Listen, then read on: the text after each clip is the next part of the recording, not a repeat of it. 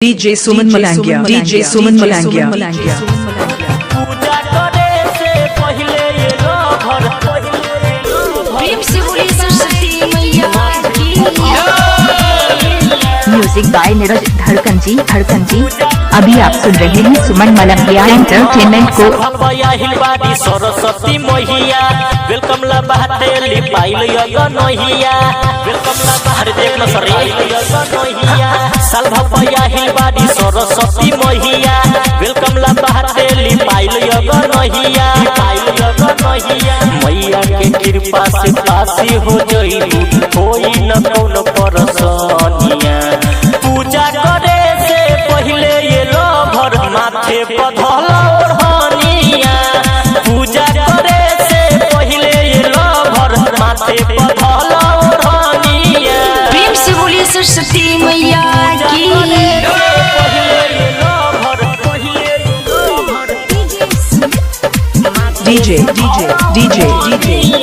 DJ Suman Malangia, DJ Suman Malangia.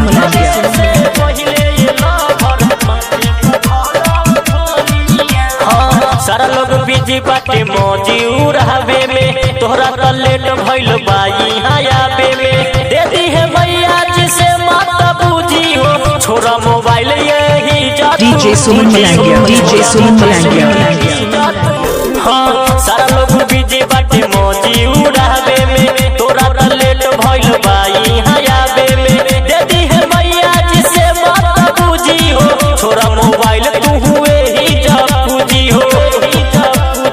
आरती देखल पर शादी तू खाला काहे नाराज बारू धनिया पूजा करे से पहले ये लोभर माथे पधला ओढ़निया पूजा करे से पहले ये लोभर माथे पधला ओढ़निया म्यूजिक बाय नीरज धड़कन जी। DJ Suman Malangia, DJ Suman Malangia. प्रेम से बोलो बिना वाली मैया की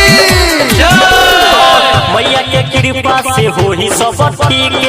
प्यार बढ़ी दिल से तू अबू न जदी के राइटर थारू रूपेश के साथ में आदत सुधारा नहीं कुआइल बराते में मैया के कृपा से हो ही सब ठीक प्यार बढ़ी दिल से तू अबू न जदी के राइटर थारू रूपेश के साथ में आदत सुधारा नहीं कुआइल बराते में मेरे धड़कन के बाजता गाना पूरा पंडाल झूमे रनिया पूजा करे से पहले ये लोभर माथे पधला ओढ़निया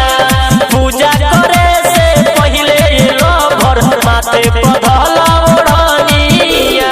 साल भपया हिलवाड़ी सरस्वती मैया वेलकम ला बाटे लिपाइल यगनहिया